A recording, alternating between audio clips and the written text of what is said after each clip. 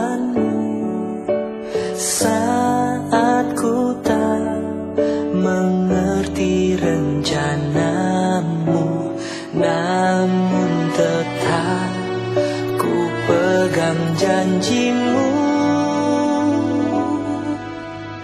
Pengharapanku hanya padamu.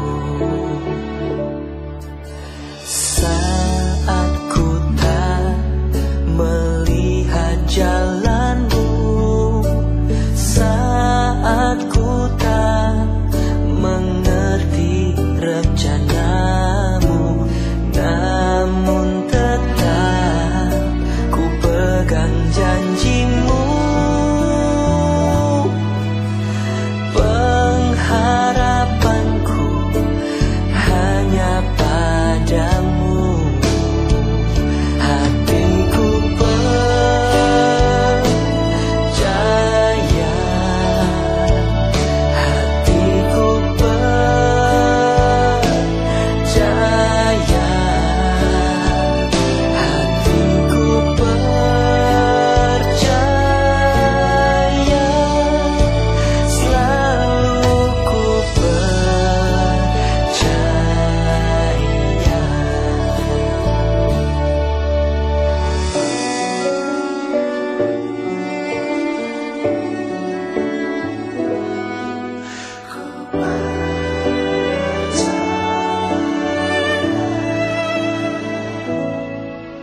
Saat ku tak melihat jalanmu, saat ku tak mengerti rencanamu, namun tetap ku pegang janjimu.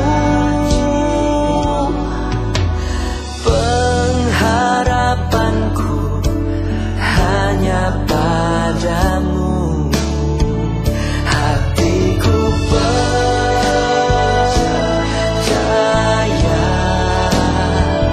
hatiku percaya,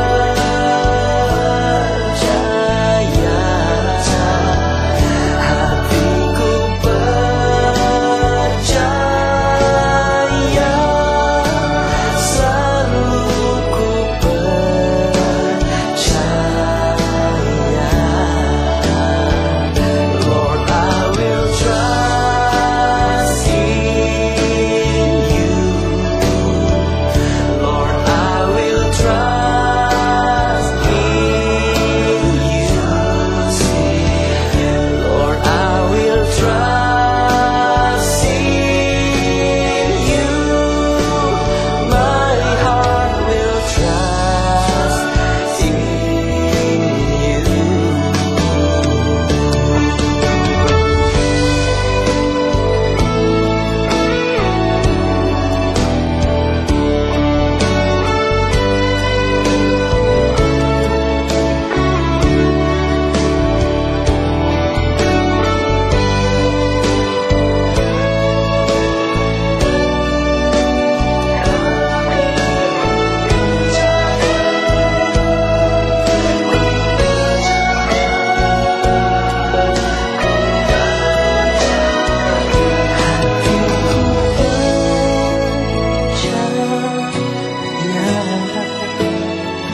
Hatiku percaya,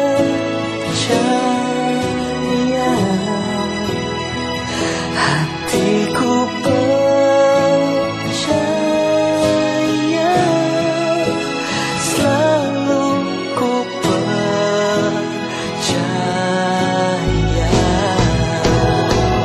Lord, I will trust in you. Lord, I will trust in you. Lord, I will trust in you. My heart will trust.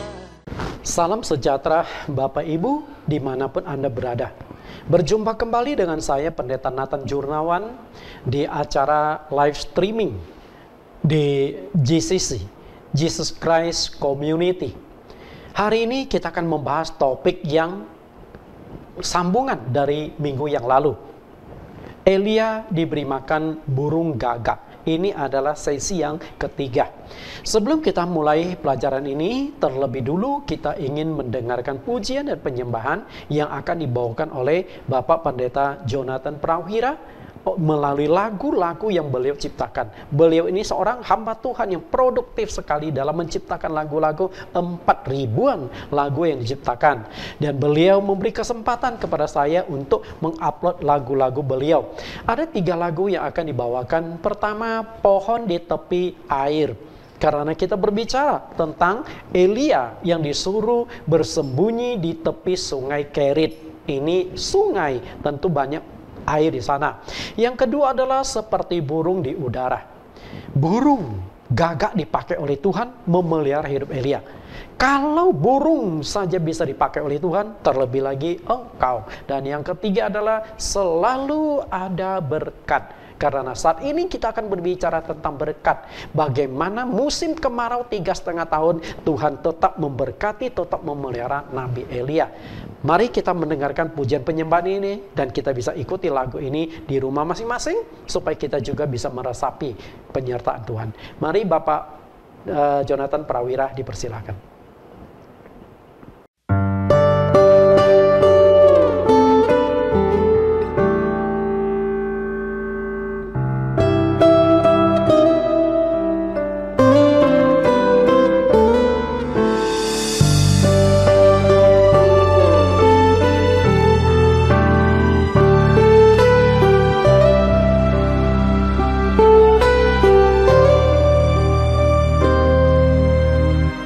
Sekalipun ku berjalan lewat masa kekeringan, namun yang mengandalkan Tuhan pasti Kau pelihara. Sekalipun ku berada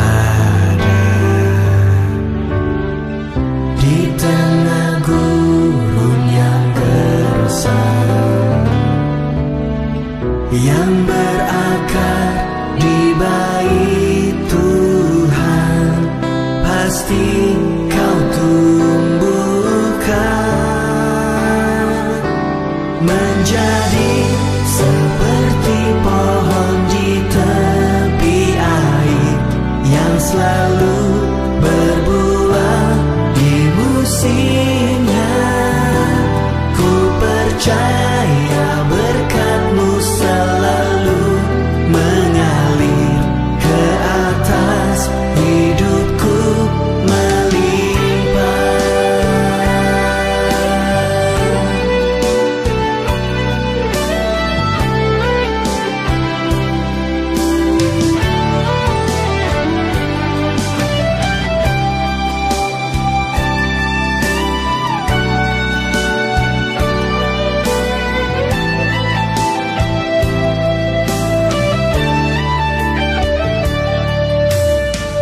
Sekalipun ku berada di tengah gurun yang gersang, yang berakar di bait Tuhan, pasti Kau tumbuhkan menjadi seperti pohon di tepi air yang selalu berbuah di musimnya. Ku percaya berkat-Mu selalu mengalir ke atas hidupku melimpah, menjadi di tepi air yang selalu berbuah di musimnya.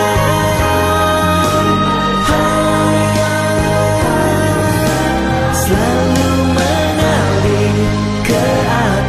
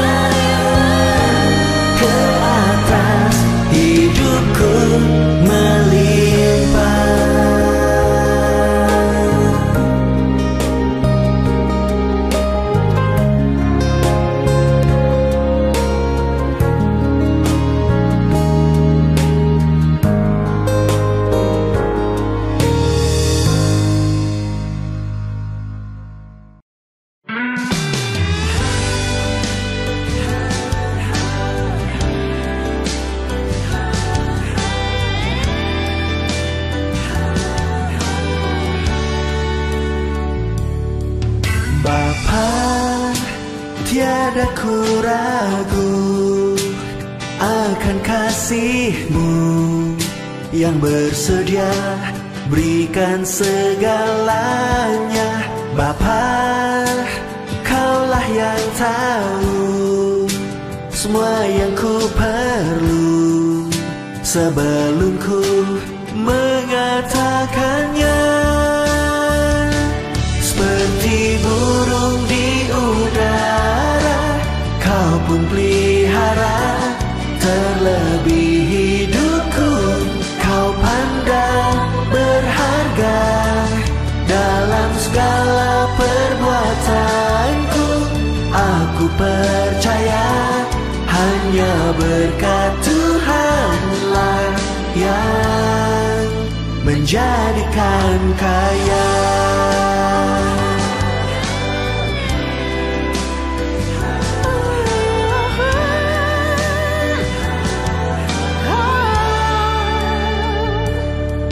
Bapa, tiada ku ragu akan kasih-Mu yang bersedia berikan segalanya. Bapa, Kaulah yang tahu semua yang ku perlu sebelum ku mengatakannya. Seperti burung di udara, Kau pun pelihara. Terlebih hidupku Kau pandang berharga. Dalam segala perbuatanku aku percaya hanya berkat Tuhanlah yang menjadikan kaya.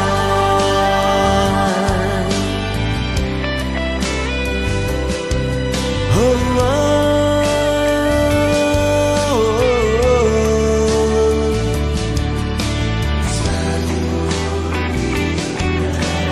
hidupku juga Kau pelihara. Hatiku percaya.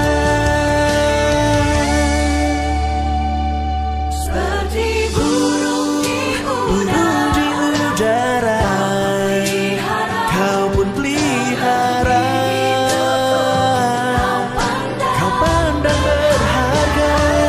Dalam segala perbuatanku aku percaya hanya berkat Tuhanlah yang menjadikan kaya. Demikianlah hidupku Kau pun pelihara.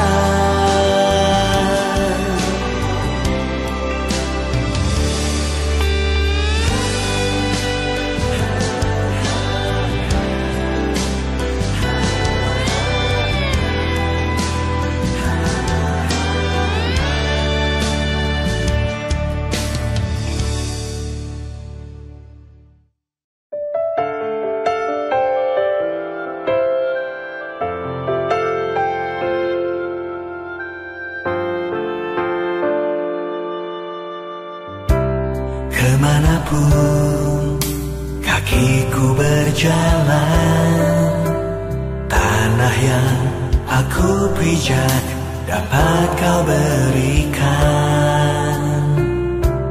Dan apapun yang aku kerjakan, bila Kau turun tangan pasti menghasilkan. Selalu ada berkat yang telah Kau sediakan. Selama ku percaya pada janji-Mu Tuhan, selalu ada berkat mengikuti senantiasa.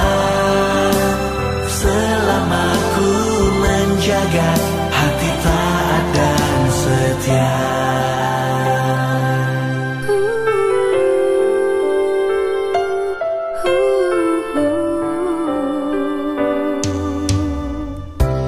Kemanapun berjalan. Tanah yang aku pijak dapat kau berikan, dan apapun yang aku kerjakan, bila kau turun tangan pasti menghasilkan. Selalu ada berkat yang telah kau sediakan. Selama ku percaya pada janji-Mu Tuhan, selalu ada berkat mengikuti senantiasa. Selama ku menjaga hati taat dan setia.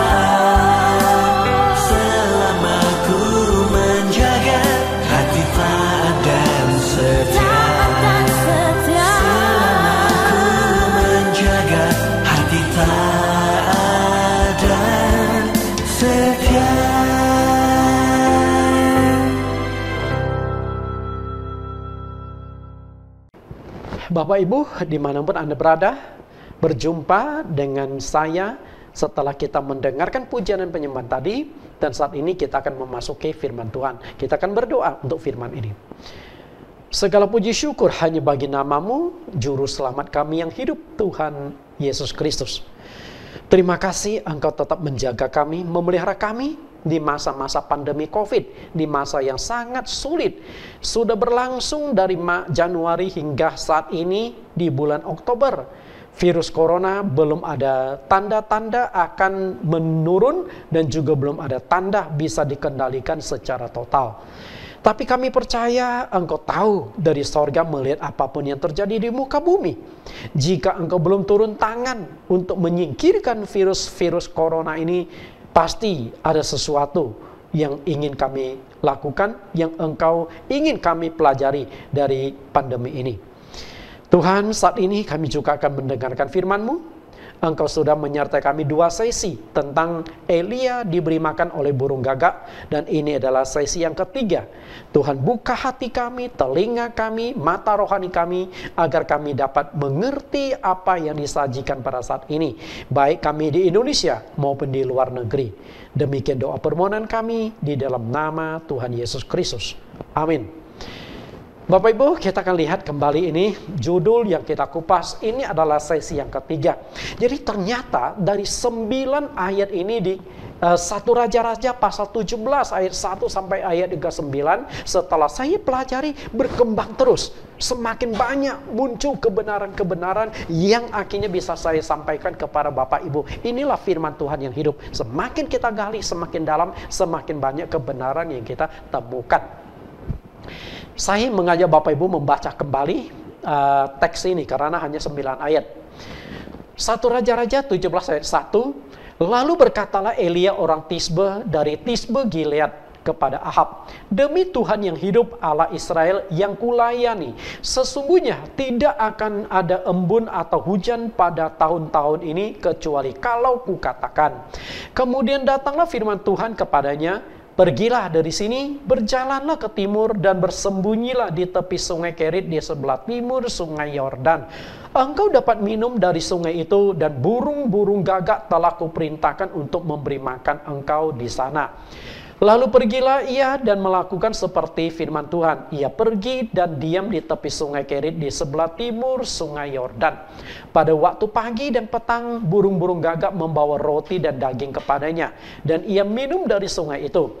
Tetapi sesudah beberapa waktu, sungai itu menjadi kering, sebab hujan tiada turun di negeri itu. Maka datanglah firman Tuhan kepada Elia, bersiaplah, pergi ke Sarfat, yang termasuk wilayah Sidon, dan diamlah di sana. Ketahuilah, aku telah memerintahkan seorang janda untuk memberi engkau makan. 9 ayat, tapi kita bisa menggali sampai 3 sesi, dan ada 1 sesi lagi, sesi yang terakhir, saya khusus akan membahas tentang burung gagak. Itu cukup menarik. Jadi semoga Bapak Ibu mendapat pengertian yang secara utuh di dalam 1 Raja-Raja 17 ayat 1 sampai ayat yang ke-9. Nah, setelah itu saya akan menyambung di ayat 10 dan seterusnya ketika Elia ke rumah janda Sarfat. Dengan judul yang agak berbeda sedikit, Elia diberi makan oleh janda Sarfat. Mari kita ikuti pembahasan kita. Lihat kembali 5 subjudul yang kita kupas pada saat ini. Saya sudah mengupas dari nomor 1 sampai nomor yang ketiga. Nah, hari ini saya akan langsung membahas 2 poin, yaitu perkataan hamba Tuhan punya kekuatan, dan yang kedua adalah Sang Pencipta berkuasa atas ciptaannya. 2 topik akan kita kupas pada saat ini. Yang keempat adalah perkataan seorang hamba Tuhan mempunyai kekuatan. Apakah engkau hamba Tuhan? Jika engkau hamba Tuhan, mestinya apa yang engkau ucapkan itu memiliki kekuatan. Apalagi engkau memperkatakan firman Tuhan. Lihat kembali di ayat 1 ini.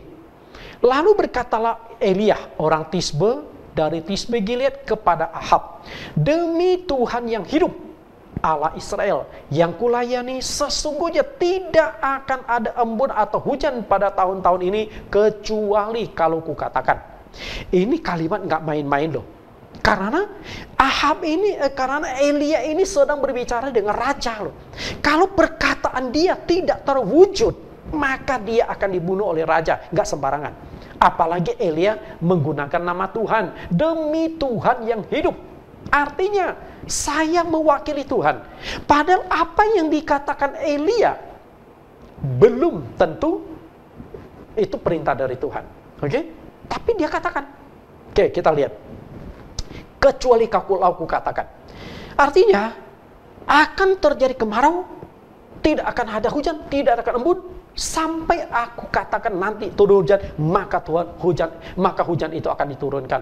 Ini kekuatan, ini power dari perkataan dari Elia, sungguh luar biasa. Kita lihat, ini suasana hujan ya.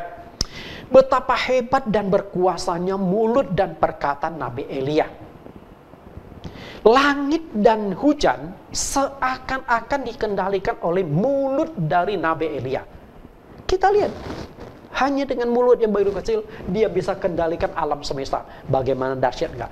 Artinya apa?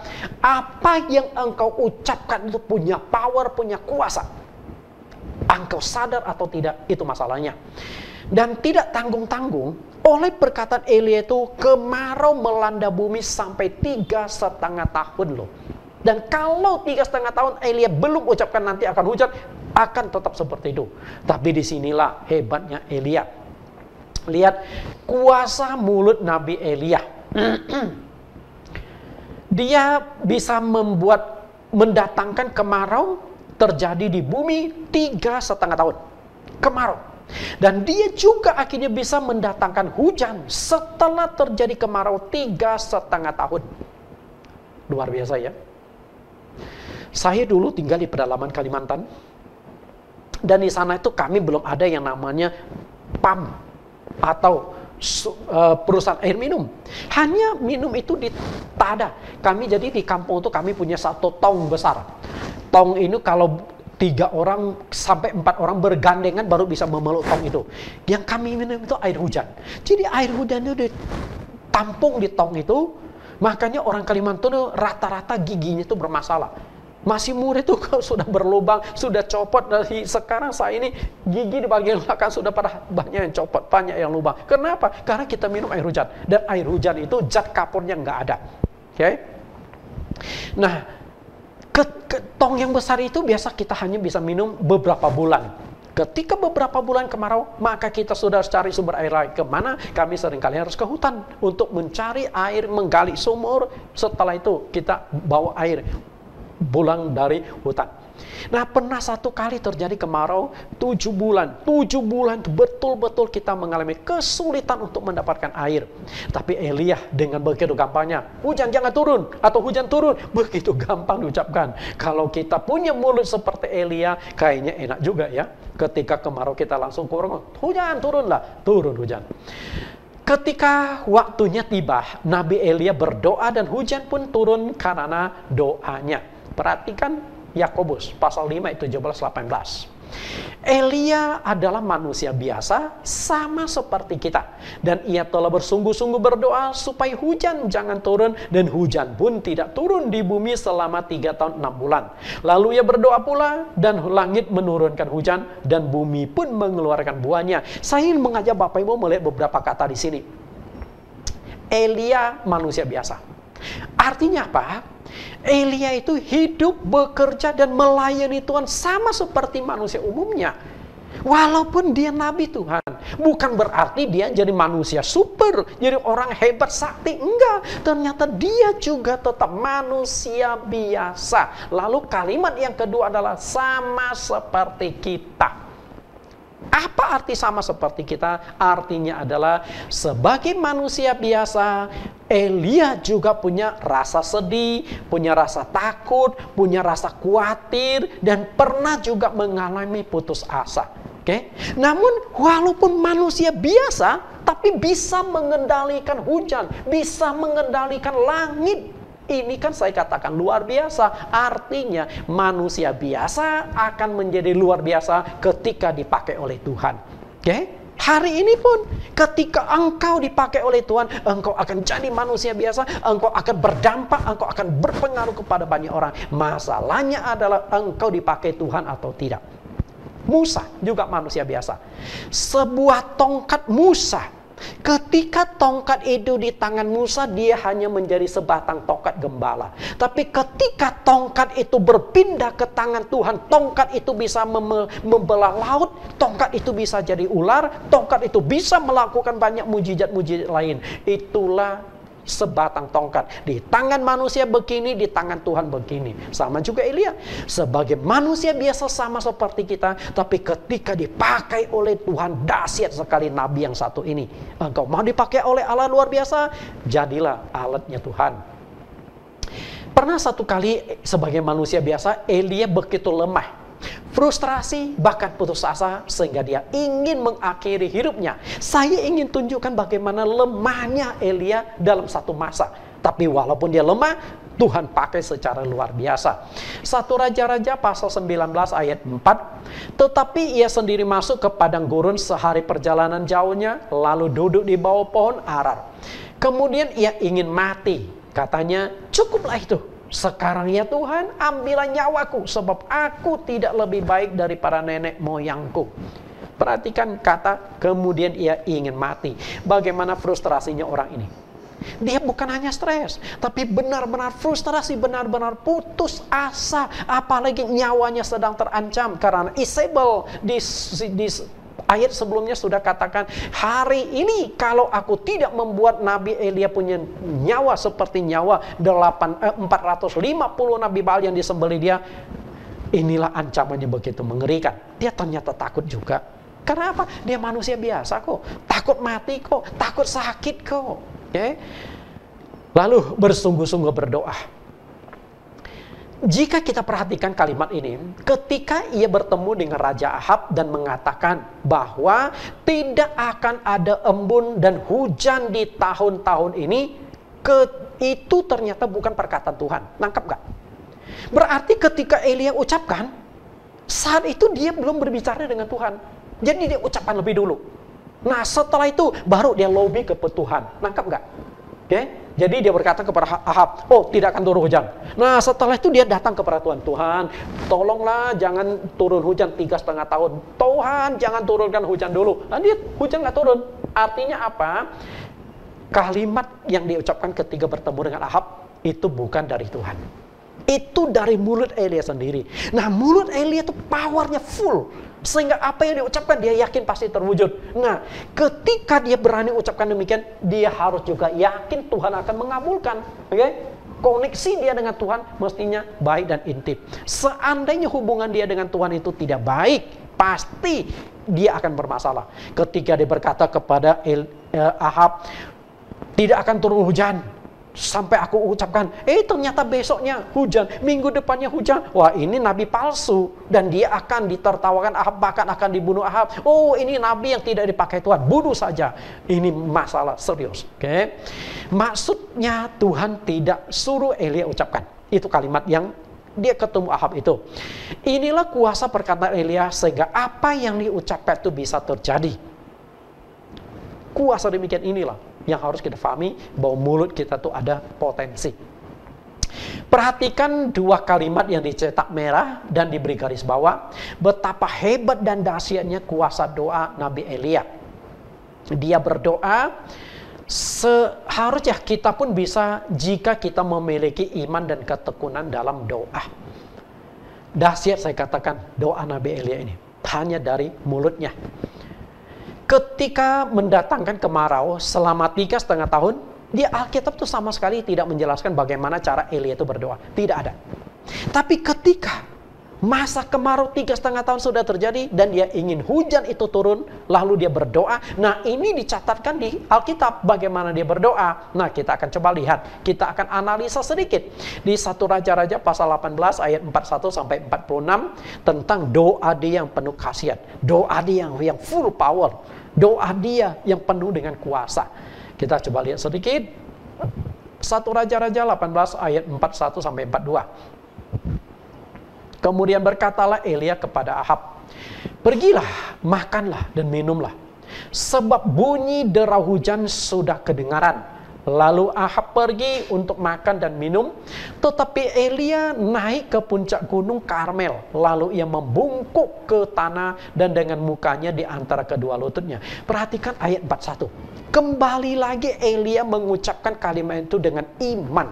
Dia berkata, pulanglah, karena sudah terdengar suara desau hujan akan turun. Pada saat itu dia belum berdoa loh. Dan belum ada bukti akan turun hujan loh. Tapi dia punya mulut, dia ucapkan dulu, nanti apa yang diucapkan terjadi menyusul. Itulah yang saya katakan perkataan Elia itu full power. Karena hamba Tuhan yang benar dipakai Tuhan itu akan seperti ini. Inilah nabi. Apa yang diucapkan terjadi.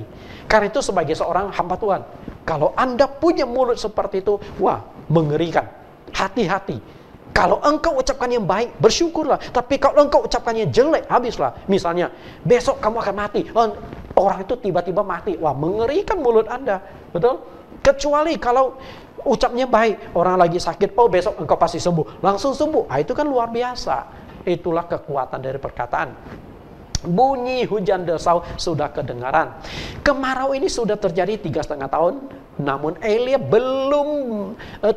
Elia berani katakan kepada Ahab, suara desau hujan sudah kedengaran. Andai kata ketika Elia ucapkan demikian, ternyata bulan depan baru turun hujan, berarti ucapan dia itu nggak benar. Karena suara desau air hujan sudah kedengaran, artinya sebentar lagi.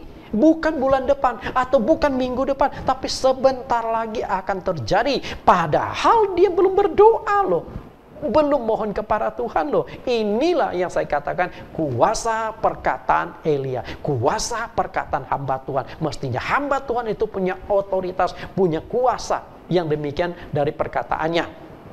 Lalu kita lihat ayat-ayat ini. 1 Raja-Raja 18 ayat 43. Setelah itu ia berkata kepada bujangnya, naiklah ke atas, lihatlah ke arah laut. Bujang itu naik ke atas dan ia melihat dan berkata, tidak ada apa-apa. Kata Elia, pergilah sekali lagi, demikianlah sampai 7 kali. Perhatikan, naiklah ke atas. Jadi waktu Elia berdoa 1 kali nih, selesai berdoa, lalu dia suruh bujang, coba kamu naik ke atas gunung. Kenapa mesti naik ke atas gunung? Karena kalau dia terlalu rendah melihat ke arah laut nggak nyampe. Setelah dia naik ke atas, jadi pemandangan dia lebih luas. Dia perhatikan, arahkan matamu ke arah laut. Dia perhatikan, langit biru, nggak ada awan sama sekali. Karena memang kemarau itu sudah terjadi 3,5 tahun. Setelah itu dia turun laporkan kepada Elia lagi. Nah kemudian Elia doa lagi, Tuhan turunkan hujan sebentar lagi, Tuhan turunkan hujan sebentar lagi, amin. Setelah dia suruh, kamu naik ke tempat tadi, ke atas gunung. Nah si bujang itu naik turun berapa kali? Sampai 7 kali. Menunjukkan ketekunan di dalam doa.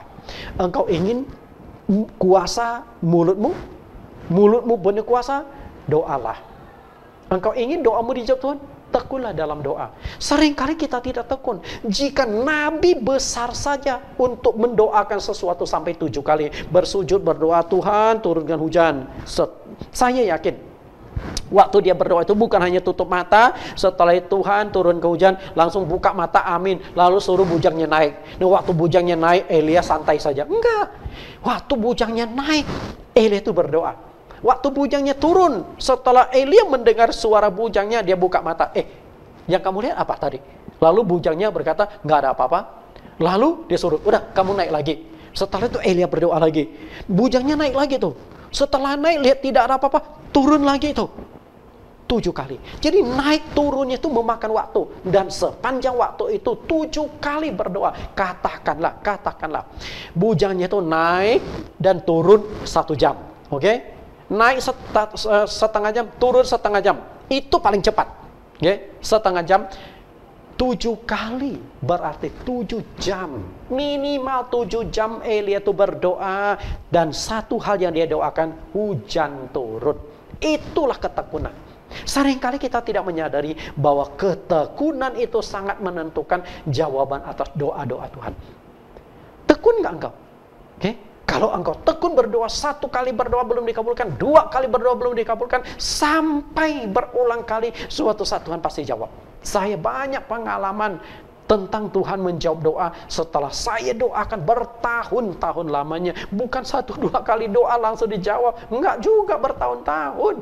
Lihat pasal 18 ayat 44. Pada ke-7 kalinya berkatalah bujang itu, wah, ada awan sebesar telapak tangan timbul dari laut. Lalu kata Elia, pergilah, katakan kepada Ahab, pasang keretamu dan turunlah. Jangan sampai engkau terhalang oleh hujan. Maka dalam sekejap mata langit menjadi kelam oleh awan badai. Lalu turunlah hujan yang lebat. Ahab naik kereta lalu pergi ke Yisrael. Lihat lagi kalimat ini.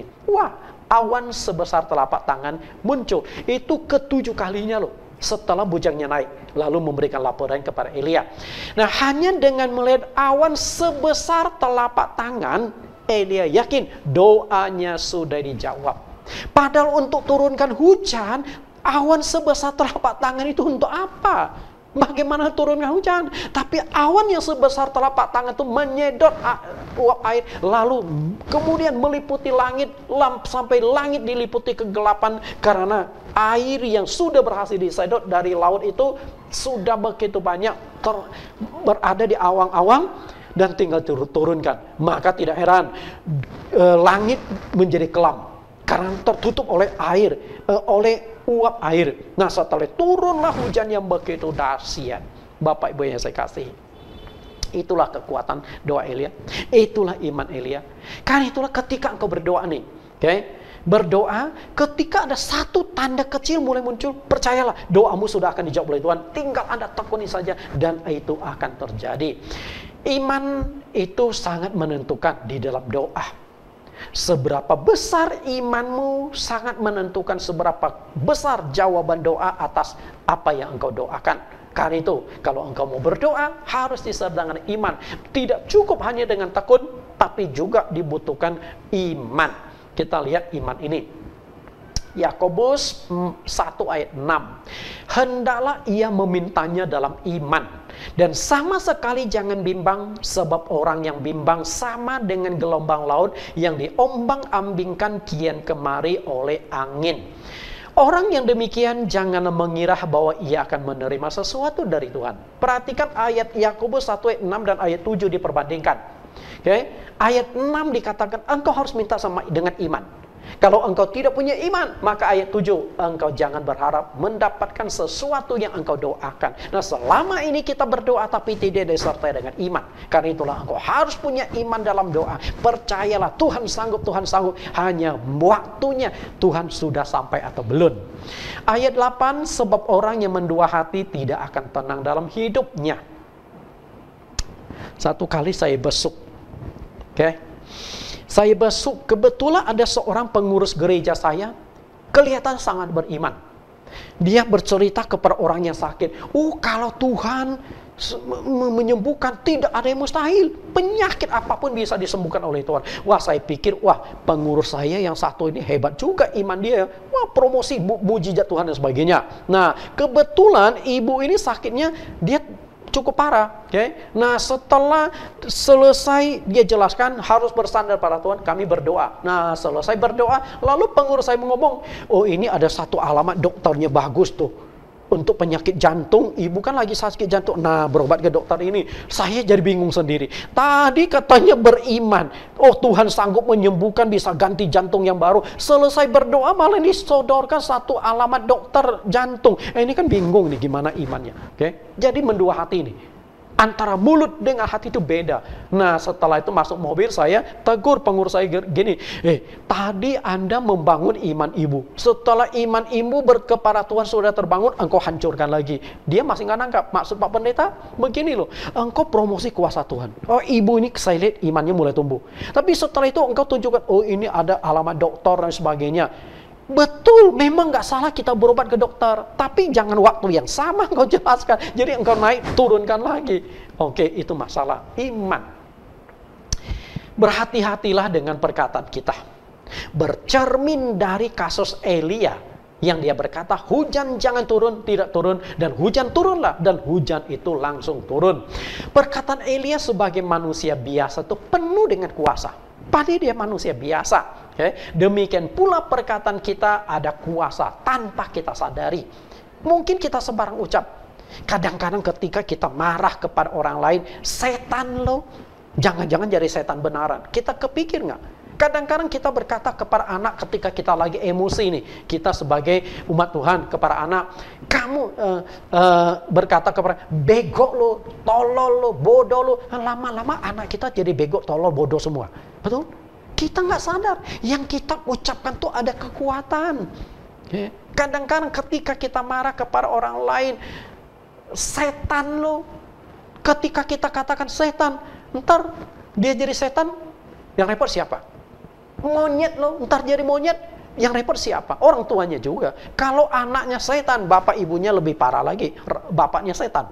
Betul? Inilah tanpa kita sadar. Karena itu hati-hati dengan ucapan kita, hati-hati dengan perkataan kita. Lidah kita itu harus benar-benar kita kendalikan, jangan sembarangan. Karena lidah kita bisa memberikan dampak positif. Artinya dari mulut kita, dari ucapan kita bisa berdampak secara positif, tapi lidah kita juga bisa berdampak secara negatif. Jadi apa yang kita ucapkan itu keluar dari mulut kita itu pasti ada pengaruhnya. Orang lain akan terluka karena ucapan kita negatif. Orang itu akan terhibur, diberikan kekuatan, diberikan pengharapan, diberikan sukacita karena ucapan kita. Karena itu lidah ini sangat menentukan. Hanya ada dua macam perkataan yang keluar dari mulut kita. Perkataan dari mulut kita ini berdampak untuk membangun atau berdampak untuk menghancurkan. Sangat tergantung pada lidah kita. Ketika perkataan kita membangun, kita bisa berkati orang. Tapi ketika menghancurkan, kita bisa mengutuki orang. Karena itu perkataan itu bisa membangun, menghancurkan, mengutuk atau memberkati. Lidah kita hati-hati. Karena Elia sudah menunjukkan kepada kita perkataan itu punya kuasa. Kalau perkataan kita kuasa, kita ucapkan yang baik akan baik, kita ucapkan yang jahat akan jahat. Lihat perkataan, dampak dari perkataan kita. Di sini ada sebuah cerita, ada segerombolan kata. Gerombolan kata ini karena di sini terjadi kemarau, kekurangan makanan, akhirnya rame-rame mereka ingin pindah ke sebelah hutan yang sebelah lagi. Namun mereka harus melewati sebuah jalan. Nah, waktu mereka pindah, rombongan loncat-loncat terus. Tiba-tiba di depan mereka tuh ada sebuah sumur yang mereka tidak tahu. Ketika mereka lompat, jatuhlah kata ini. Lompat, jatuhlah kata ini. Akhirnya ada belasan ekor kata itu jatuh ke suatu sumur yang kering. Sumur tua. Lalu mereka coba lompat untuk naik. Padahal sumur itu sebenarnya tidak begitu dalam, hanya kurang lebih 1 meter. Tapi bagi kata 1 meter itu otomatis setengah berapa kali lipat dari badannya. Dia lompat tidak bisa keluar. Nah, sementara teman-teman yang lain tahu belasan temannya sudah terperosok ke sumur tua, akhirnya mereka berhenti di tepi kolam, kelilingi kolam itu. Nah, menonton temannya. Nah, waktu menonton temannya, mereka lihat, wah sudah 15 menit nggak ada satupun yang berhasil keluar. Sudah setengah jam nggak ada yang berhasil. Akhirnya yang di atas kolam itu berteriak, sudah kami mau lanjutkan perjalanan, tidak ada gunanya kalian lompat-lompat terus di sini. Udahlah, kalian tinggal di sini aja. Nah, akhirnya yang belasan ekor ini berpikir, ya sudah nggak ada mungkin lanjutkan lagi. Tapi ada satu yang masih lompat terus. Yang satu lompat lagi semakin tinggi. Padahal teman-teman di atas itu sudah kasih tangan, udah nggak usah lompat lagi, percuma. Tapi apa yang terjadi? Nah, si katanya lompat terus lompat lagi. Akhirnya satu kali dia berhasil lompat keluar dari sumur itu. Teman-temannya pada kaget, yang di bawah juga bingung. Nah, setelah itu yang lain coba dekati. Tauil, kami sudah kasih tahu ke kamu, nggak usah lompat lagi. Tapi kenapa kamu masih lompat-lompat terus? Anda tahu nggak? Ternyata itu kata yang satu yang berhasil keluar dari sumur itu, katanya tulik. Katanya tulik. Jadi, waktu temannya dari atas sumur teriak, udah jangan lompat lagi, percuma buang tenaga. Nah, si kata tuli ini hanya melihat tangannya melambai-lambai, tangan temannya, dia pikir kasih semangat. Ayo, terus lompat. Ya, lompatlah sekencang-kencang, berhasil dia keluar. Sementara yang tidak tuli itu sudah mendengar, nggak ada gunanya lompat. Mereka berhenti lompat. Sedangkan yang tidak mendengar, yang tuli ini berhasil lompat. Nah, sehingga dia memberikan kode dengan tangannya. Oh, kalian kan tadi memberikan semangat ke aku, maka aku lompat terus. Aku semangat. Berhasil aku keluar. Dari sini kita bisa melihat perkataan. Perkataan kita bisa menjatuhkan atau perkataan kita bisa membangkitkan. Untung si kata yang berhasil keluar itu tulik. Kalau tidak, dia juga akan sama seperti belasan yang lain, berhenti, putus asa, nggak mau lanjutkan lompat lagi. Nah, inilah yang harus kita renungkan dari perkataan kita.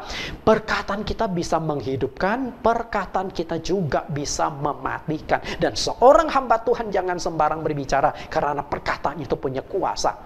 Amsal 18 ayat 20-21, perut orang dikenyangkan oleh hasil mulutnya. Tangkap nggak maksudnya? Perut orang dikenyangkan oleh hasil mulutnya. Berarti ini pasti jago negosiasi. Mungkin seorang sales nih, cocok nih. Jadi sales jago sales produk. Sehingga karena dia berhasil sales, tentu perutnya dikenyangkan. Artinya dia dapat duit. Lalu ia dikenyangkan oleh hasil bibirnya. Ayat 21, hidup dan mati dikuasai lidah, siapa suka menggemakkannya akan memakan buahnya. Amsal Salomo mengatakan lidah kita itu berbahaya. Hati-hati. Bisa berdampak positif seperti ayat 20, dari lidah engkau bisa menjual produk, engkau bisa sales, dan dari lidah engkau juga bisa menghancurkan sebuah produk orang lain. Bapak Ibu yang saya kasih, lidah. Karena itulah Tuhan Yesus ingatkan kepada kita. Ini Tuhan Yesus loh, Matius 12 ayat 36-37, tetapi aku berkata kepadamu, setiap kata sia-sia yang kamu ucapkan harus dipertanggungjawabkan pada hari penghakiman. Karena menurut ucapanmu engkau akan dibenarkan, dan menurut ucapanmu pula engkau akan dihukum. Yesus ingatkan. Setiap kata yang diucapkan sia-sia. Padahal Kata sia-sia itu kita mungkin hanya ngerumpi gitu, berbicara hal yang biasa, harus dipertanggungjawabkan. Lalu bagaimana kalau kalimat itu engkau pakai untuk mengutuk orang, memaki orang, lebih lagi engkau harus bertanggungjawabkan. Apakah engkau sadar? Karena itulah saya tipe orang yang tidak mau banyak ngomong. Saya termasuk orang yang pendiam. Karena saya tahu ucapan saya ini bisa berdampak. Kalau nggak penting kita nggak usah ucapkan. Cukup hanya Tuhan yang tahu. Ya? Karena itu di rumah pun saya orangnya agak pendiam. Bapak yang saya kasih, karena Tuhan berkata, apa yang engkau ucapkan harus dipertanggungjawabkan pada hari penghakiman. Menurut ucapanmu engkau dibenarkan, dan menurut ucapanmu engkau akan dihukum. Karena itu pakailah kata-kata kalimat yang baik untuk membangun, karena setiap ucapan kita itu harus kita pertanggungjawabkan. Karena itu Anda tidak bisa lari, menurut ucapanmu, menurut setiap kata sia-sia dipertanggungjawabkan. Oke, kemudian bagian yang terakhir, bagian yang kelima, Sang Pencipta berkuasa atas segala makhluk ciptaannya. Kita lihat bagian ini, Tuhan bisa memakai manusia. Artinya, dia bisa memakai Elia sebagai nabi untuk melakukan banyak perkara-perkara besar dan ajaib. Menuntun bangsa Israel kembali mengenal Allah yang benar. Tuhan bisa memakai manusia, karena itu Anda jangan sombong. Kalau Anda tidak mau dipakai Tuhan, Tuhan bisa pakai orang lain. Jadi Tuhan gak tergantung kepada engkau. Kadang-kadang kita di gereja tuh merasa punya hebat, punya kuasa. Kalau nggak ada aku, gereja ini nggak bisa maju. Begitu sombongnya. Apalagi kalau sampai ada yang menghambat hamba Tuhan. Hamba Tuhan punya ide ini, punya rencana ini, tidak didukung. Engkau bisa disingkirkan oleh Tuhan karena merintangi pekerjaan Tuhan. Karena itu, saya paling wanti-wanti kepada pengurus gereja saya. Semua program saya kalau untuk kemajuan gereja, kalian harus mendukung. Kalau kalian tidak mendukung, jangan sampai Tuhan yang turun tangan. Sehingga kalau engkau tidak mau dipakai Tuhan, maka Tuhan bisa memakai orang lain. Bapak Ibu yang saya kasihi, kemudian bukan hanya manusia, lalu burung. Gagak dipakai dan dikendalikan sepenuhnya oleh Allah untuk memberi Elia makan waktu terjadi kemarau. Manusia dipakai Tuhan sudah banyak. Karena Tuhan bisa berhubungan dengan manusia. Tapi ketika hewan-hewan ciptaan dipakai oleh Tuhan untuk tujuan Tuhan, nah itu masih langka. Kita lihat bagi burung. 1 Raja-Raja 17 ayat 4, engkau dapat minum dari sungai itu, dan burung-burung gagak telah kuperintahkan untuk memberi makan engkau di sana. Burung gagak. Dalam dunia nyata, manusialah yang memelihara dan memberi makan kepada burung, termasuk burung-burung gagak. Betul? Coba kita lihat. 99% manusia yang pelihara burung. Manusia yang pelihara hewan. Oke? Tapi bagaimana dengan kasus Elia? Nah, kasus ini unik. Namun yang terjadi dengan Elia itu mungkin cocok dibuatkan film oleh perusahaan Walt Disney. Karena perusahaan perfilman Walt Disney ini suka mengangkat dunia flora dan dunia fauna. Banyak hewan-hewan yang diangkat. Tikus diangkat jadi film, kemudian hewan-hewan lain, anjing diangkat jadi film. Memang itu jagonya perusahaan Walt Disney. Walt Disney ini yang Donald Bebek dan lain sebagainya, itu mereka yang hidupkan. Nah, kemudian burung yang pelihara manusia itulah yang langka. Kalau dibuat film kayaknya menarik juga ya. 1 Raja-Raja 17 ayat 4 sampai 6 kita akan lihat poin pentingnya di sini. Burung-burung gagak telah kuperintahkan untuk memberi engkau makan di sana. Ini perkataan Tuhan di ayat yang keempat, oke? Baru janji Tuhan. Elia, engkau pergilah ke tepi sungai Kerit dan sembunyi di sana. Burung-burung gagak aku kuperintahkan untuk memberi engkau makan.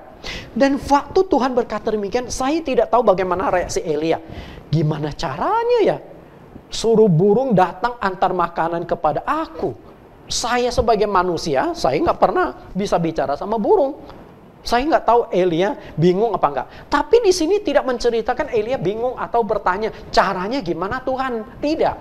Kayaknya Elia itu memahami betul Sang Pencipta pasti berkuasa atas ciptaannya. Sang Pencipta pasti bisa memakai ciptaannya. Itu saja yang Elia percaya dan yakini. Dan akhirnya apa yang terjadi? Betul. Setelah Elia pergi ke Sungai Kerit dan mulai sembunyi ke sana, dan besoknya pagi-pagi datanglah segerombolan burung membawa daging dan juga membawa roti. Elia pertama kali mendapat kiriman dari burung. Pasti saya juga yakin takjub, luar biasa Tuhan yang aku layani, sampai burung pun bisa dipakai untuk tujuan dia. Oke, saya yakin Elia pasti terbengong-bengong. Nah, di sini memberikan satu pengajaran kepada kita, janji Allah adalah ya dan amin. Kalau dia sudah berjanji begini, percayalah Tuhan pasti menggenapi janjinya. Walaupun bagi kita tuh nggak masuk akal. Sama juga Elia, ketika Tuhan berjanji, aku sudah perintahkan burung-burung untuk memberi kau makan. Itu nggak masuk akal di otaknya Elia. Bagaimana masuk akal? Bagaimana burung bisa antar ke makanan kepada dia? Tapi kalau Tuhan sudah berjanji, itu janjinya ya dan amin, dia akan tetapi. Karena itulah Mazmur 12 ayat 7, Raja Daud yang sering kali berhubungan dengan Tuhan juga sudah sering kali menerima janji-janji Tuhan, dan satu demi satu janji Tuhan ditepati. Makanya dia ungkapkan di Mazmur 12 ayat 7, janji Tuhan adalah janji yang murni. Artinya tidak terkontaminasi. Kalau Tuhan berjanji murni, apa yang dijanjikan Tuhan, bukan diimbangi hal lain. Bagaikan perak yang teruji, akhirnya tidak ada suatu janji Tuhan yang tidak ditepati. 7 kali dimurnikan dalam dapur peleburan di tanah. 7 kali dimurnikan. Artinya kalau Tuhan sudah berjanji, peganglah janji Tuhan itu. Pasti Tuhan akan menggenapinya. Lihat ayat yang ke-6. Pada waktu pagi dan petang, burung-burung gagak membawa roti dan daging kepadanya, dan ia minum dari sungai itu. Saya ingin mengajak Bapak Ibu memperhatikan 2 kata ini, pagi dan petang. Perhatikan pagi dan petang. Ini menentukan waktu yang kontinu. Oke? Tuhan tidak berkata sehari 2 kali. Kalau sehari 2 kali itu waktunya nggak kontinu. Bisa saja sehari 2 kali itu Elia nungguin sampai kelaparan. Betul? Tapi Elia sudah tahu jam sekian makanan pasti datang. Jadi dia tenang. Oke? Pagi dan petang. Ini menurut waktu. Sehari 2 kali burung gagak itu secara on time mengantar daging dan roti untuk dimakan oleh Elia. Perhatikan kata on time. Burung-burung itu bukan hanya 1-2 hari mengantar roti dan makan dan daging, melainkan dalam jangka waktu tahunan. Tadi saya sudah katakan terjadi kemarau 3,5 tahun. Nah, saya tidak tahu persis berapa lama Elia tinggal di tepi Sungai Kerit dan berapa lama dia tinggal di rumah janda Sarfat. Karena hanya 2 tempat yang ditinggali oleh Elia. Kalau dibagi 2 berarti 1 tahun lebih, 1,7 bulan, 7 tahun. Okay? Karena itu coba Anda hitung sendiri, 3,5 tahun dibagi 2. Okay? Intinya di sana. Artinya mencapai angka tahunan setiap hari, setahun 365 hari secara rutin, pagi petang burung itu pasti datang. Okay? Nah, saya ingin memberikan satu pengajaran. Allah itu tipe yang on time. Jika burung saja bisa on time, kita manusia yang diciptakan melebihi burung tidak bisa on time, itu tanda tanya. Nah, bagaimana Anda sebagai seorang jemaat ketika ke gereja? On time nggak? Seringkali kita waktu ke gereja, khotbah sudah berlangsung setengah jam, Anda baru nongol. Setelah nongol, duduk paling depan lagi. Nggak tahu, kok nggak ada perasaan seji-sejinya atau perasaan segannya gitu. Oke? Bagaimana dengan kita? Kadang-kadang itu menunjukkan iman kita, menunjukkan hubungan kita dengan Tuhan. Jangan jauh-jauh. Ketika engkau ingin menghadap presiden, katakanlah presiden mengundang Anda jam 10 pagi akan ketemu presiden. Anda berani datang jam 10 lewat? Saya yakin jam 10 presiden sudah datang, jam 8 engkau sudah datang. Engkau ingin tahu dulu, engkau duduk di mana, pertemuannya di ruang mana dan sebagainya, betul? Itu bertemu presiden. Tapi kita mau bertemu presiden di atas segala presiden, tapi kita masih main-main sama Tuhan. Menunjukkan hubungan kita dengan Tuhan itu, rasa hormat kita kepada Tuhan itu yang masih harus dipertajam. Jika burung-burung gagak yang diibaratkan itu sebagai karyawan atau seorang hamba Tuhan, maka seharusnya mereka pun memiliki jam kerja yang jelas dan teratur. Jika burung saja memiliki disiplin kerja yang tinggi, seharusnya manusia yang melebihi burung-burung itu punya disiplin kerja yang lebih tinggi. Kalau jam kantor, dia kerja jam kantor. Jangan kita buang waktu. Continue disiplin. Sebagai seorang Kristen, kita punya karyawan, kita harus lakukan. Katakanlah engkau punya bos, kebetulan bos engkau Kristen, satu gereja lagi. Bukan berarti engkau boleh seenaknya. Bos ya tetap bos, karyawan tetap karyawan. Bukan pakai alasan, oh bos saya itu satu gereja dengan saya, maka saya seenaknya masuk kantor. Tidak. Disiplin, jam kerja, tetap jam kerja. Ini pengajaran ini sangat penting dari burung itu. Burung gagak membawa roti dan daging. Bapak Ibu, burung gagak itu makan berbagai macam barang. Banyak jenis makanannya, tetapi ada 4 jenis makanan yang paling disukai oleh burung gagak. Yang pertama itu adalah kacang tanah. Gagak paling doyan dengan kacang tanah. Karena itu kalau dikasih kacang tanah, oh luar biasa, lahap sekali. Yang kedua adalah buah-buahan. Yang ketiga itu telur rebus. Burung gagak suka sekali dengan telur rebus. Dan yang satu lagi itu adalah daging. Dan gagak itu lebih suka daging itu yang masih mentah. Dia mungkin bisa mencicipi rasa darah dari daging tersebut. Nah, yang ingin saya tekankan di sini adalah daging. Oke, daging. Kebanyakan burung itu pemakan biji-bijian. Nah, perhatikan di sini banyak biji-bijian dan burung sedang memakan di sana. Namun, gagak ini termasuk burung yang agak unik. Dia selain memakan buah-buahan, dia juga pemakan daging. Nah, sekarang yang menjadi permasalahan adalah begini. Apakah Allah tidak tahu bahwa burung gagak ini pemakan daging? Allah tahu nggak? Pasti tahu lah. Wah, Tuhan yang suruh gagak kok. Masa Tuhan nggak tahu gagak pemakan daging? Kalau gagak itu pemakan daging, lalu mengapa Tuhan masih tugaskan kepada gagak pergi antar daging dengan roti kepada Elia? Kenapa? Kan bisa dong memakai burung lain yang bukan pemakan daging, katakanlah burung merpati. Karena di Alkitab burung merpati juga sering dipakai Tuhan, betul? Burung merpati juga banyak disebutkan di Alkitab. Okay? Bahkan burung merpati juga punya keunikan sendiri. Burung yang paling mengerti alamat itu burung merpati. Karena dia tahu, makanya ada yang istilah merpati pos. Katakanlah Anda bawa seekor burung merpati ke Surabaya. Oke, sampai Surabaya Anda lepaskan burung merpati. Percayalah dalam sekejap. Mungkin kalau dari Surabaya ke Jakarta dia sanggup terbang 1 hari. Besoknya Anda sudah temukan burung itu ada di kandang Anda lagi. Anda boleh kasih tanda, pasti ketemu. Artinya burung ini jago mencari alamat. Mestinya pakai burung merpati, betul? Tapi kenapa Tuhan tidak pakai? Karena untuk ketemu Elia berarti burung gagak itu kan harus mencari alamat, betul nggak? Tapi burung merpati itu yang jago cari alamat. Nah, ada satu rahasia yang ingin Tuhan sampaikan. Kenapa dia pakai burung gagak?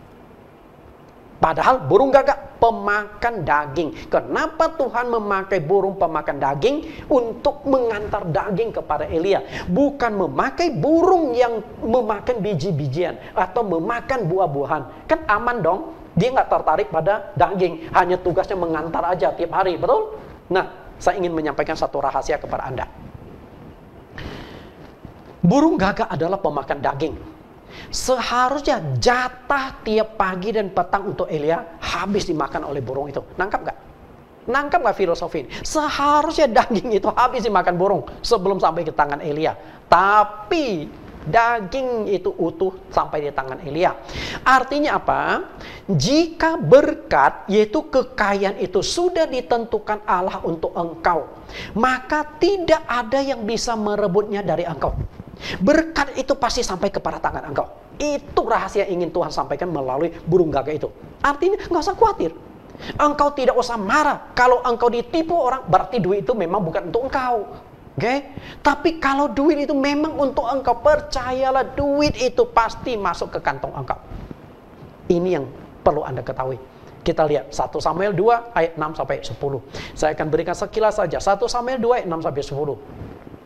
Ayat 6, Tuhan mematikan dan menghidupkan, Ia menurunkan ke dalam dunia orang mati dan mengangkat dari sana. Artinya adalah dari kita lahir sampai kita mati, kita itu ada di tangan Tuhan. Oke? Nah, kalau kita ada di tangan Tuhan, berarti kaya miskin kita juga ada di tangan Tuhan. Maka lihat ayat yang ke-7. Tuhan membuat miskin dan membuat kaya, Ia merendahkan dan meninggikan juga kaya miskin. Jika berkat atau kekayaan itu diperuntukkan engkau, pasti jatuh ke tanganmu. Tapi jika berkat itu bukan untuk engkau, engkau mati-matiin berjuang, belum tentu engkau bisa dapatkan. Ayat 8, Ia menegakkan orang yang hina dari dalam debu dan mengangkat orang yang miskin dari lumpur untuk mendudukkan dia bersama-sama dengan para bangsawan dan membuat dia memiliki kursi kehormatan, sebab Tuhan mempunyai alas bumi dan di atasnya Ia menaruh daratan. Maksudnya itu begini, Allah itu berkuasa atas posisi dan kedudukan dalam masyarakat. Dia bisa memberikan posisi itu kepada siapapun yang dikehendakinya. Memang unik sekali. Hari ini saya menjadi sekretaris umum dari sebuah sinode cukup besar. Kami punya cabang 400 lebih. Nah, pendeta-pendeta yang ada di bawah kami itu ada 600-700 orang.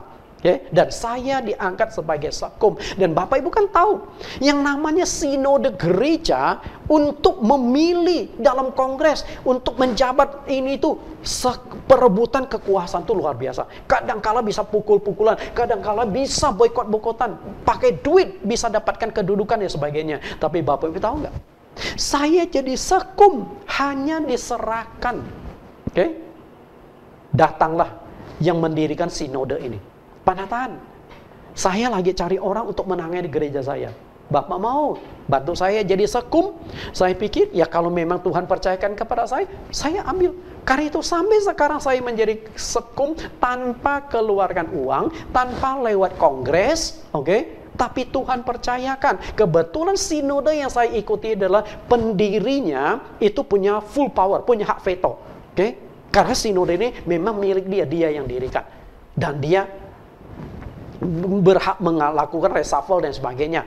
Karena itu banyak pengurusnya mengundurkan diri, sehingga kekosongan jabatan akhirnya dia serahkan supaya saya tangani. Artinya Tuhan sanggup kok. Kalau Tuhan memandang engkau layak, maka Tuhan akan mempercayakan kepada engkau untuk jabatan itu. Ayat 9, langkah kaki orang yang dikasihinya dilindunginya, tetapi orang-orang fasik akan binasa dalam kegelapan. Sebab bukan oleh kekuatannya sendiri seorang berkuasa. Tuhan mengamankan daging dan roti untuk Elia dari burung gagak. Demikian juga Tuhan akan mengamankan berkat untukmu. Artinya Tuhan bisa melindungi engkau, Tuhan bisa menjaga engkau. Jika posisi ini untuk engkau juga bisa dilindungi oleh Tuhan. Tidak ada yang bisa merebutnya dari tangan engkau. Ayat 10, orang yang berbantah dengan Tuhan akan dihancurkan, atas mereka Ia menggunturi langit. Tuhan mengadili bumi sampai ke ujung-ujungnya. Ia memberi kekuatan kepada raja yang diangkatnya dan meninggikan tanduk kekuatan orang yang diurapinya. Artinya Allah berkuasa atas posisi dan kedudukan dalam masyarakat. Dia bisa memberikan posisi itu kepada siapapun yang dikehendakinya, tapi juga bisa mencabut posisi itu dari orang tersebut. Tuhan punya otoritas. Bapak Ibu, ini satu gambar, ini masih lagi cari omset, kejar target. Banyak orang mati-matian bekerja siang malam demi mengejar berkat. Namun orang yang diperkenan dan dikasihi Tuhan, justru berkat itu yang mengejar dia. Oke, perhatikan kalimat ini. Orang itu mati-matian mengejar berkat, mati-matian bekerja supaya menjadi kaya. Tapi kalau engkau dikasihi Tuhan, engkau diperkenan Tuhan, Tuhan justru yang akan memberkati engkau tanpa berjerih lelah.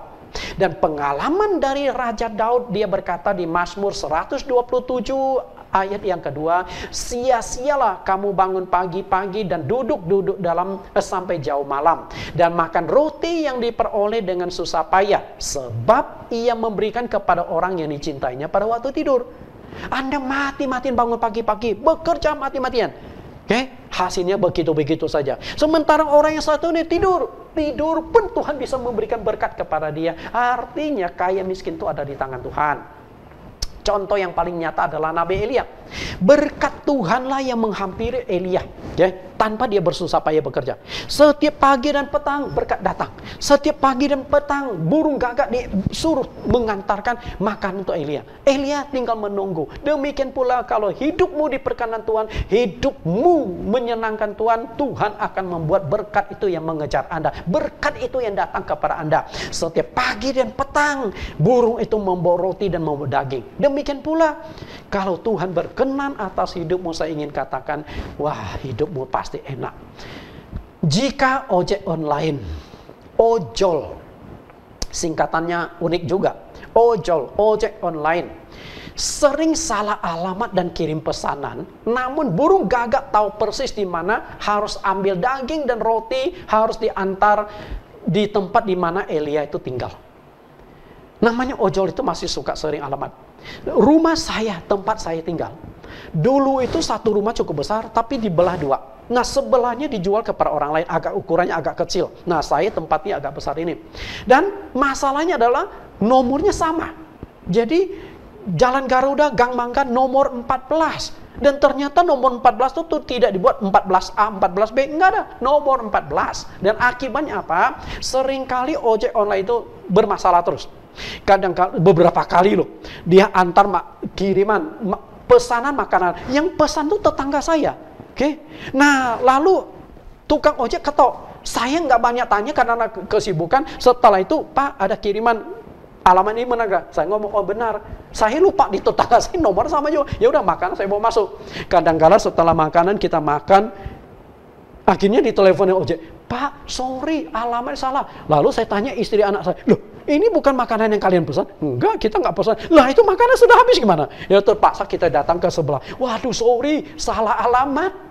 Tapi makanannya sudah kami makan. Terpaksa kita bayar ke tetangga. Itulah pusingnya kita, betul? Tapi burung gagak nggak pernah salah alamat. Setiap pagi dan petang dia pasti ambil dagingnya di mana burung gagak tahu, lalu antar di mana burung gagak tahu. Ini segerombolan burung gagak itu melakukan ekspedisi khusus untuk Elia. Bayangkan bagaimana hebatnya Tuhan kita. Bapak Ibu yang saya kasihi, jika berkat atau kekayaan itu disediakan untukmu, tidak usah dikejar pun akan sampai ke tanganmu. Tidak akan salah alamat dan tidak akan nyasar. Itu kebenaran yang perlu Anda pegang dari peristiwa burung gagak memberi makan kepada Elia. Bapak Ibu, saya ingin menceritakan sedikit hal yang sangat menarik. Pada bulan Maret 2020, ini masa pandemi COVID, di mana ekonomi goncang. Tapi saya dipertemukan dengan sebuah yayasan kemanusiaan dari luar negeri. Nah, yayasan kemanusiaan ini memiliki dana yang cukup besar. Dia berkata, itu pun kebetulannya adalah ketua yayasan untuk Asia Pasifiknya, kebetulan dia ada proyek di Indonesia.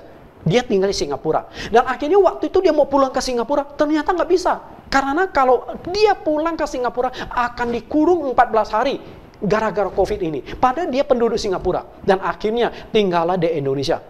Nah, selama tinggal di Indonesia, dia nginep di hotel di daerah Pluit.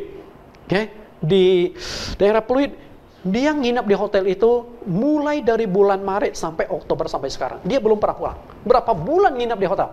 Nah, sehingga saya bisa dipertemukan dengan dia, berkenalan dengan dia, lalu dia jelaskan, oh, kita punya, bukan dia tawarkan, tapi ada orang yang menceritakan kepada saya, lalu saya menemui beliau. Saya ngomong, kita nih butuh dana untuk kegiatan pelayanan dan sebagainya, dan macam-macam lah. Akhirnya dia ngomong, oke, kami punya dana kemanusiaan.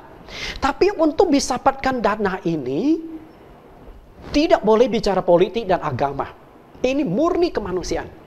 Dan tidak memandang agama apapun. Dana ini untuk semua manusia, tanpa membedakan suku, bangsa, bahasa, dan agama. Dan tidak berbicara politik. Namun untuk mendapatkan dana ini, engkau harus mencari sebuah perusahaan. Karena dana itu harus didropkan perusahaan. Karena dana itu bukan dana kecil. Nah, dana masuk ke perusahaan, lalu perusahaan itu harus mendirikan yayasan. Nah, yayasan inilah yang harus melakukan aksi kemanusiaan. Jadi alurnya begini. Akhirnya saya mencari sebuah perusahaan. Saya ketemu perusahaan ini. Dan ternyata perusahaan ini untuk dapatkan dana itu harus melakukan TTM. Singkatan dari Tabletop Meeting. Dan biaya tabletop meetingnya juga nggak murah. 2,2 juta US dollar. Dan TTM-nya, Tabletop Meeting, itu juga bukan dilakukan di Indonesia. Bukan notaris, tapi di Singapura. Dan akhirnya, artinya perusahaan ini harus keluarkan 2,2 juta US dollar. Kalau dikurskan kurang lebih 30 miliar. 30 miliar untuk mencairkan dana kemanusiaan. Kalau untuk mencairkan saja dibutuhkan 30 miliar, dana induknya berapa besar?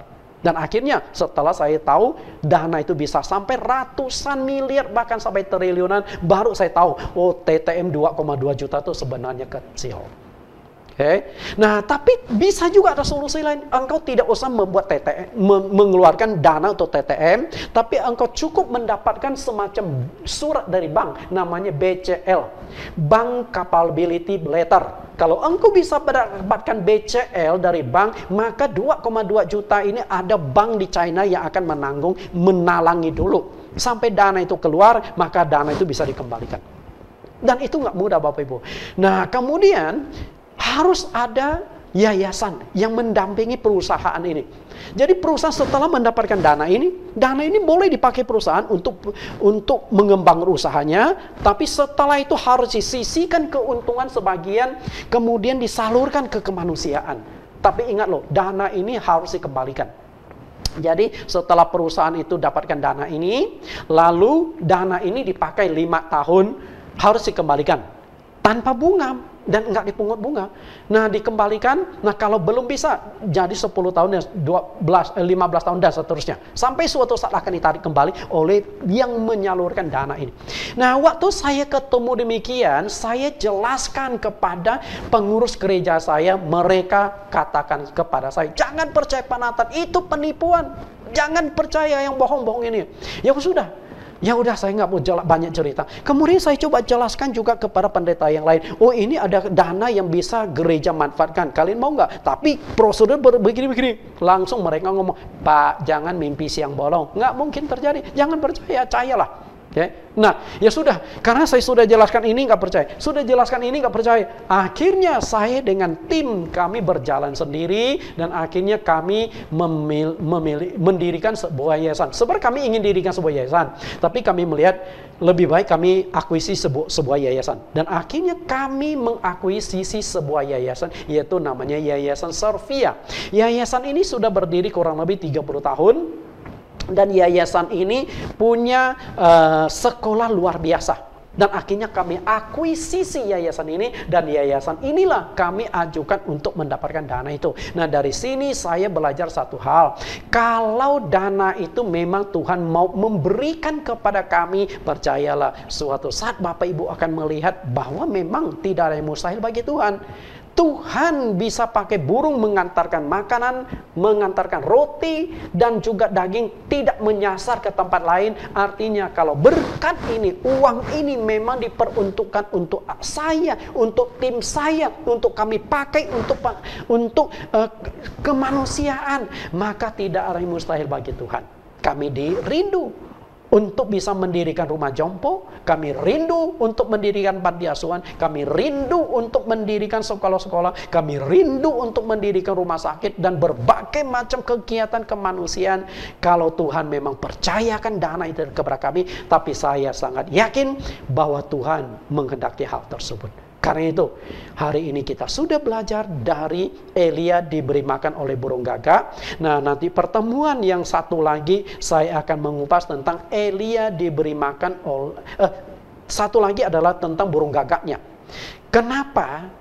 Dari begitu banyak jenis burung, Tuhan memakai burung gagak. Kenapa nggak pakai burung-burung yang lain? Nah, ini ada hal yang sangat unik yang ingin saya gali kepada Anda. Sehingga Elia diberi makan burung gagak itu ada 4 kali pertemuan.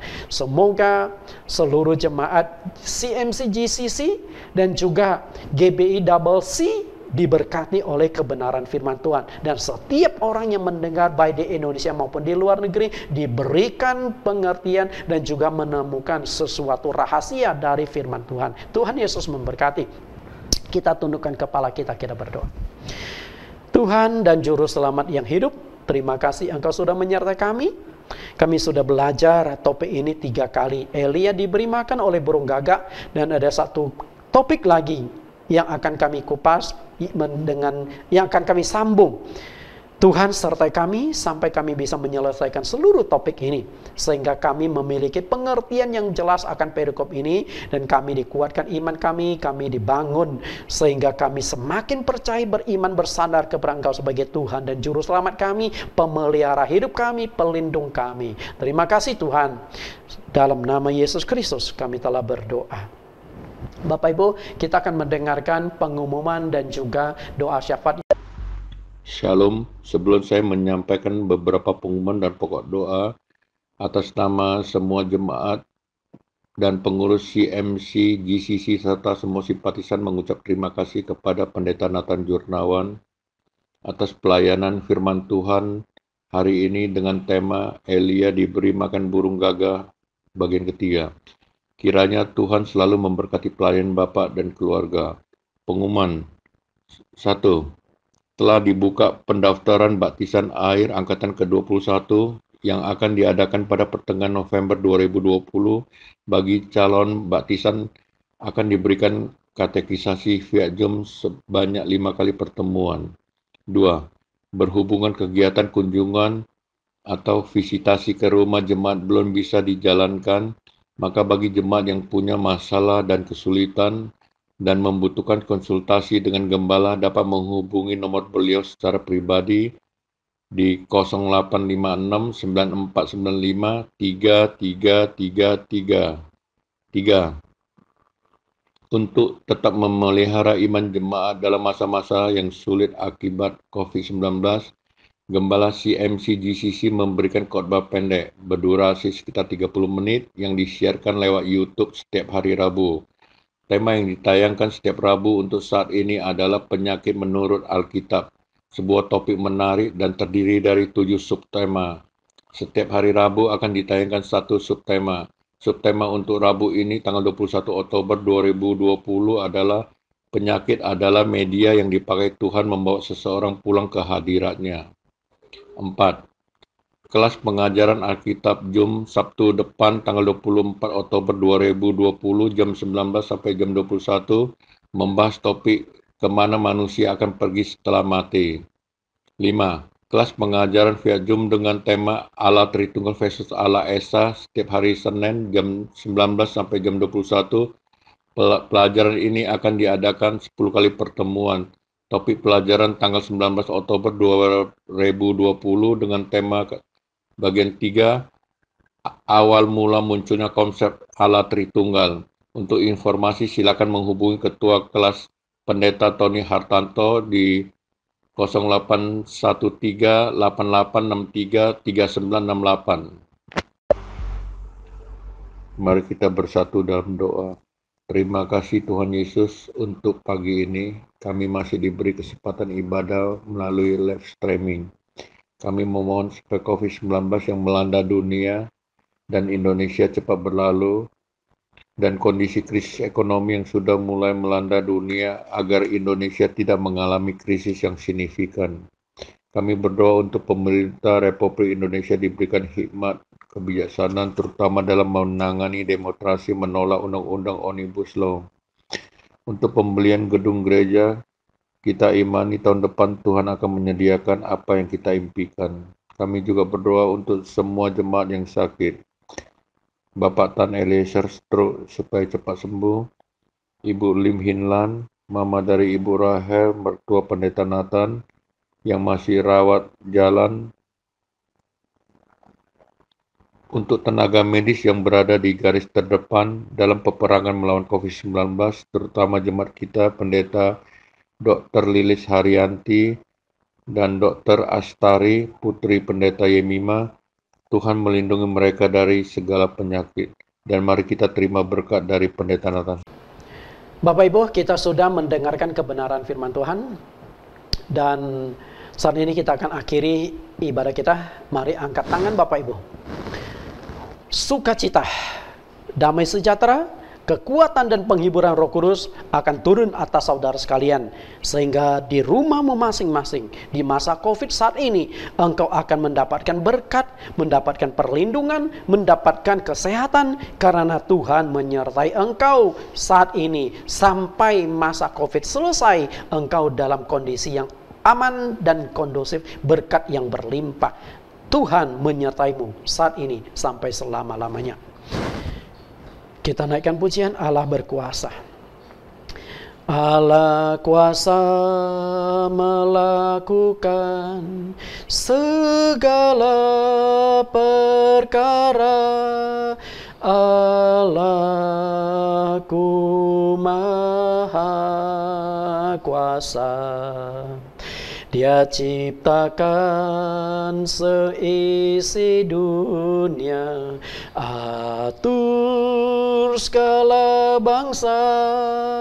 Allahku maha kuasa.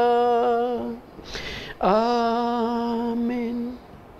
Sampai bertemu di minggu depan dengan topik yang sama, Elia diberi makan oleh burung gagak.